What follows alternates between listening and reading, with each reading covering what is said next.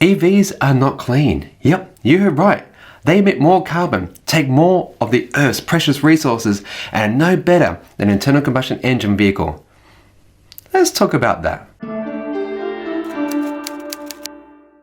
Appearing in the Australian newspaper on the 7th of March 2020, this article by Dr. Bjorn Lomborg of the Copenhagen Consensus Centre claims that EVs are driven fewer kilometres per year than conventional cars.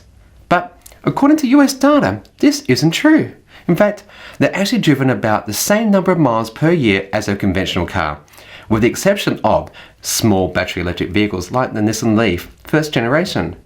Have you also seen that some Teslas are doing, on average per month, more than 17,000 miles? He goes on to claim that electric cars are barely better for the environment, noting that while CO2 emissions don't come from the car itself, but instead from fossil fuels like coal and gas.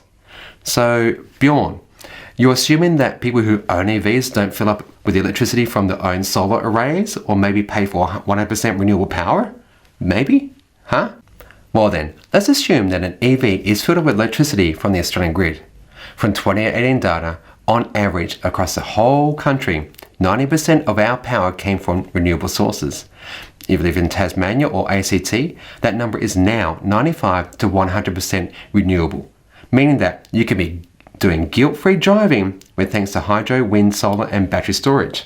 Now, this figure will only get better every year. So Bjorn, even though you're wrong now, you're going to be even more wrong as time goes on. Indeed, whilst a petrol car will, for its life, add more and more carbon dioxide to the atmosphere, which sticks around and warms the planet for another 20 to 200 years, an EV will produce less and less emissions over its lifetime and actually go negative with its CO2 footprint. And I won't even go into your false claim that EVs consume more CO2 in the total lifetime, as this has been examined by multiple scientific groups and disproven for Europe, America and Australia too.